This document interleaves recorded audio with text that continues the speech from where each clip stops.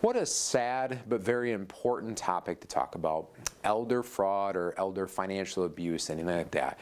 Something that pains me to even talk about because it's unfortunate this happens, but it happens far too often. In one time is far too often.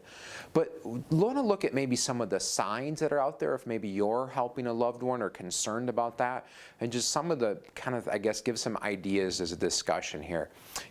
When we look at this sort of thing, and it's a growing issue out there, and think of it too, the aging population, the elderly, the retired, they hold a vast majority of wealth. And so they're targets to this sort of stuff, unfortunately.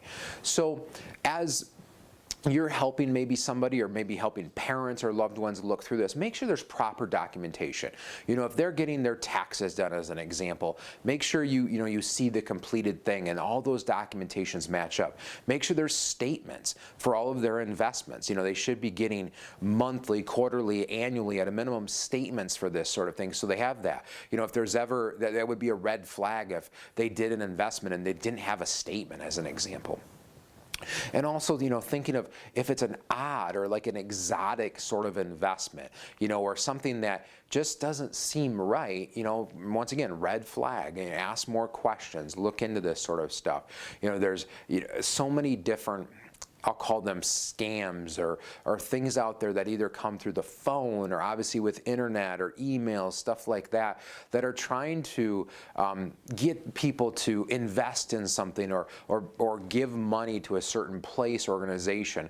And so once again, just concern for all of that, because we don't want people to be targets, and unfortunately that's in a lot of cases the elderly become those targets.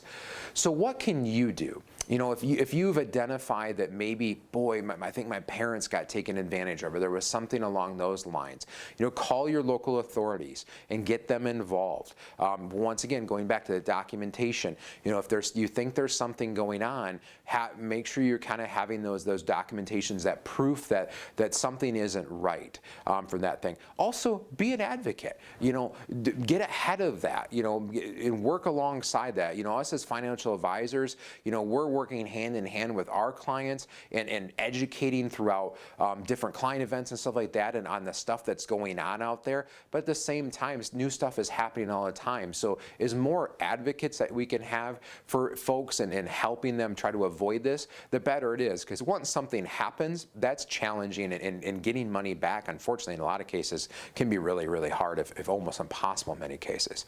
So if you're concerned about this, or you want to talk about anything with us, we'd love to have an opportunity to sit down with you. No cost, no obligations visit here at Centennial Wealth Advisory to help you plan to retire well.